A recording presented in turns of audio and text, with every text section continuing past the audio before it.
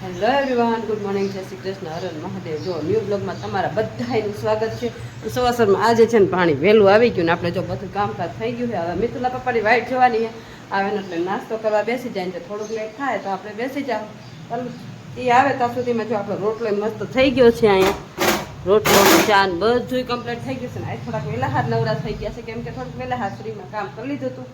હાલો જો નળ્યું ને એવું બધું પાણી આવે છે અંદર તો ભરાય છે, પછી બંધ કરી દઈએ અને આવે ત્યાં સુધી વાઈટ જોઈ મિતુલા પપ્પા પછી નાસ્તો કરી લઈ. ચાલો કન્ટિન્યુ.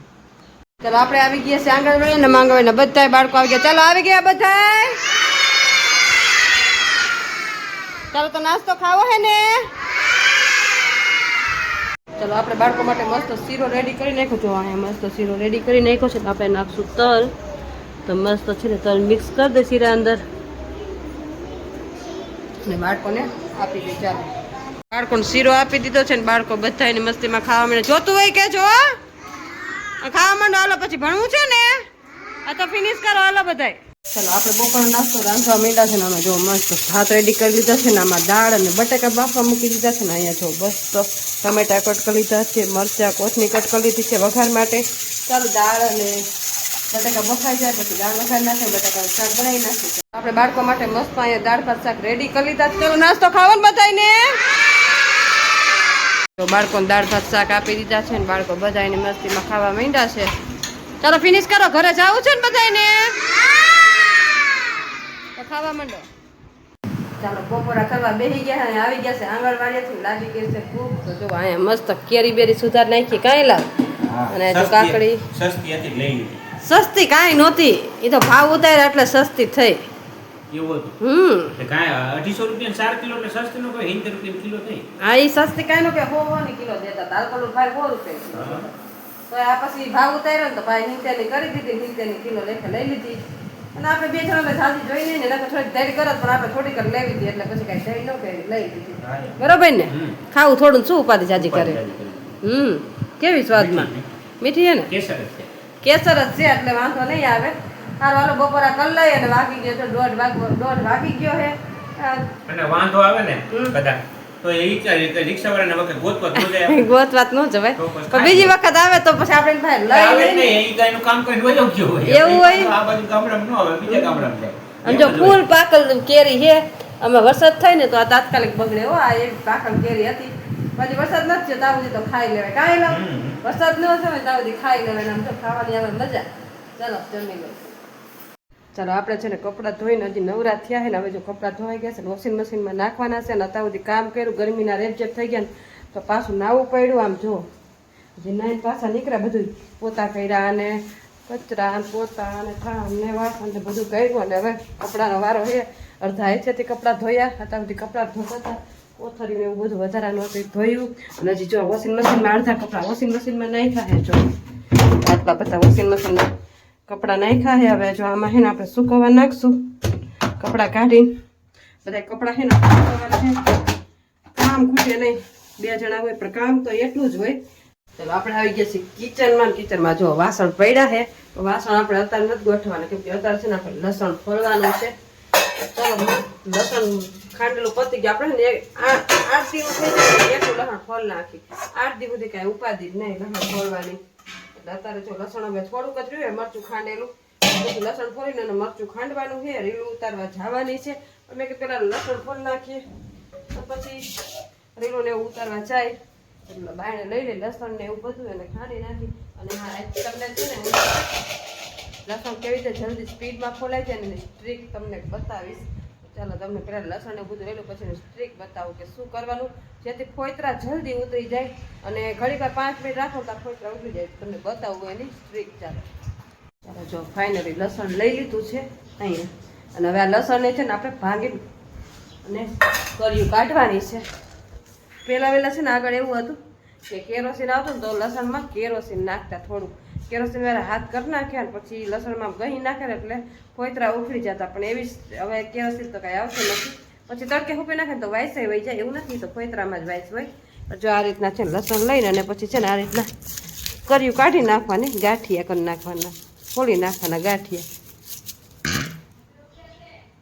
ચાલો આપણે છે ને જો બધી લસણની કર્યું આ રીતના છે ને નોખી પાડી નાખી છે જો આ રીતના છે ને ગાંઠિયા ભાંગીને એના તે કર્યું કાઢી નાખવાની જો વધારાનું જે ઉપરના ડીટી હતા ને એ નોખા કાઢી નાખ્યા છે અને પછી એમાં નાખશું આપણે તેલ તેલ તો થોડુંક જ નાખવાનું જો આ રીતના છે ને તેલ થોડું જ નાખવાનું આ રીતના તેલ નાખી દીધું ને હવે છે ને લસણને બધે તેલ મિક્સ થઈ જાય ને આ રીતના ચોરવાનું આ રીતના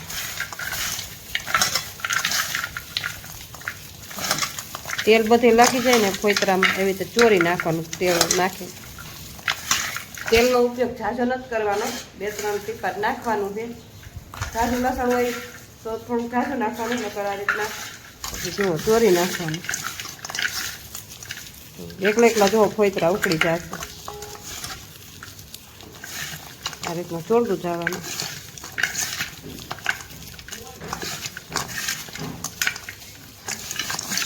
બધે તેલ લગાવી દીધું છે જો આ રીતના થઈ જાય જો ચાલો આ ચોરાઈ ગયું જો તેલ બધે લાગી ગયું હવે આને છે ને આપણે 2 થી 3 મિનિટ આમને રાખી દેવાનું તમારે બીજું કંઈ કામ હોય કરી નાખવું તેલ 2-3 મિનિટ અને એમને આપણે તો ચાલુ જ કરી દેવું કેમ કે તેલ લગાવીને ચાલુ કરીએ તો ફોતરા તો ઉખડી ગયા છે આ રીતના અને હવે હા હટાહટી ફોલાઈ પણ જઈશે આગળ છે ને થોડું કેરોસીન બધા નાખતા સેજ એમ તો કેરોસીન નાખીને પછી લસણ રાખી દઈએ તડકે મૂકવી દઈએ પછી ખોલી નાખતા હવે કેરોસીન તો વહે કે તેલ નાખો ને થોડુંક તેલ નાખીને અને મિક્સ કરી દેવાનું લસણમાં અને પછી ફોલો એટલે હટાહટી ફોલાઈ જાય નવું લસણ હોય ને તોય હટાહટી ફોલાઈ જાય ફોતરા બધા મેતે ઉખડી જાય તો આપણે આ સ્ટ્રીક કેવી લાગી કોમેન્ટ કરજો અમે તો આ રીતના જ ફોલીએ અને સ્પીડમાં ફોલાઈ પણ જાય જે નોકરી કરતા હોય ને એને તો આ સ્ટ્રીક વધારે ઉપયોગી બનશે ચાલો તો કોમેન્ટ કરી દેજો તમને આ અમારી લસણ ફોલવાની સ્ટ્રીક કેવી લાગી ચાલો તો હવે પહેલાં લસણ ફોલ નાખીએ બરાબર ચાલો આપણે આવી ગઈ છે મેળી ઉપર ને આમ જો લસણ લઈને આવી ગયા છે અહીંયા ને આપણે જો આટલું લસણ ફોલી નાખ્યું ને આટલું ફોલવાનું છે આ મિતુલના પપ્પા જો શું કરો એ લાવ ઝાડવા પાવશો ગરમી છે એટલે બધું સુકાઈ જાય ને પાવા પડે ને પાવા જ પડે ને હાવ લંકાઈ જાય પવાઈ ગયા કે સવારે પાવાનું તો કઈ ગઈ પણ ભૂલી ગયું પછી અત્યારે પાવો અને જો ઘોડીને બધું લઈ લીધું છે શૂટિંગ કરો કાંઈ લાવ હા એક જ રીલનું કાંઈક શૂટિંગ કરી નાખી શૂટિંગ કરી નાખીને આમ કાંઈક જોરદાર કાંઈક નવું બનાવી એમ થાય છે પણ હવે કિસ્મત કામ નથી કરતા હા અને આમ જો વાતાવરણ તો એટલું સરસ છે ને ચારેક વાર વાદરા થઈ ગયા આમ જુઓ વ્યૂ બહુ મસ્ત આવે કાયલા વાદરાનો તમારે શું કેવું તમે વાદરામાં હો તમારો વ્યૂ સારો આવે મસ્ત આવે ઘોડી બોડી લઈને આમ જો આખું આકાશ જુઓ તમે આમ જુઓ આમ જુઓ વ્યૂ બહુ મસ્ત આવે તો પછી આમ જુઓ ચારેક વાર વાદરા આમ જો એમાં લીમડો આમ પવન આવે ને લીમડો હલે તો આમ બહુ સરસ લાગે આમ જો ચારેક વાર વાદરા થઈ ગયા છે અને આપણે જો આમ દોર્યું ભરાઈ ગયું લુગડાની તો અહીંયા વાન ચારેક વાર લુગડા ફૂકવી નાખાય ને હવે લસણ ફોલવા ઉપર આવી ગયા કે વાદળા થઈ ગયા ને તો મજા આવે ઉપર પવન મસ્ત ઠંડો આવે પણ વરસાદ નથી આવતો કાંઈ શું કેવું આ તો જો હવે ટાણ થઈ કે ચારેક વાર આમ જો આકાશ આખો આમ વાદળ એકદમ સારે ક્યાંય એક એમ નથી કે વાદળું નથી જો આમ તમને ઊભી થઈને બતાવું ચાલો જો વ્યૂ જોઈ લ્યો તમે આમ તો જો એમ થાય કે હમણાં વરસાદ આવી જાય એવું વાતાવરણ થઈ ગયું છે એમ જો વાદળા ચારેક વાર આમ જો વાદળછાયું વાતાવરણ છે કાંઈ લો ચાલો હવે રીલ ઉતારશું ને હા રીલ ઉતાર નાખી એકાદું સારું કઈક મસ્ત કઈક સારું કરી કઈક કરી પણ હવે નથી કિસ્મત કામ કરતા એવું નથી આપણે બધા ટેન્શન લઈને બેઠા હોય ને કામના એટલે સમજા એવું હારું હાલો હવે જો પેલા લસણ ફોતા જાય ને રીલ ઉતારતા જાય બરાબર ને ચાલો કન્ટિન્યુ ચાલો આપણે મેળી ઉપર બધું કામકાજ કરી નાખ્યું ઉપરનું શૂટિંગ બૂટિંગ ઉતારી લીધી અને મિતુલના પપ્પા વહી ગયા જો મંદિરે તો દેખાતા હશે તમને એ વહી ગયા છે મંદિરે અને આપણે છે ને ઉપર પથારીને આમ જો કેટલા ઠાળી અસલ મસ્ત ઠંડો પવન આવે છે એમાં જો આ મોરલા બોલે કેટલાને મોરલા ગામમાં બોલે ને કહેજો અમારે મઠે ને મંદિરે આવી રીતે મોરલાનું સ્પીકર રાખ્યો એટલે આવી રીતે 6:30-7 વાગે ને એટલે આવી રીતે મોરલા બોલવા માંડે તો કેને બોલે ને કહેજો અને સારું હવે બ્લોગનો અહીંયા જ કરશું તો તમને આજનો મારો બ્લોગ કેવો લાગ્યો લાઈક શેર અને સબસ્ક્રાઈબ કરજો મળશે કંઈક નવા બ્લોગ સાથે ત્યાં સુધી મહાદેવ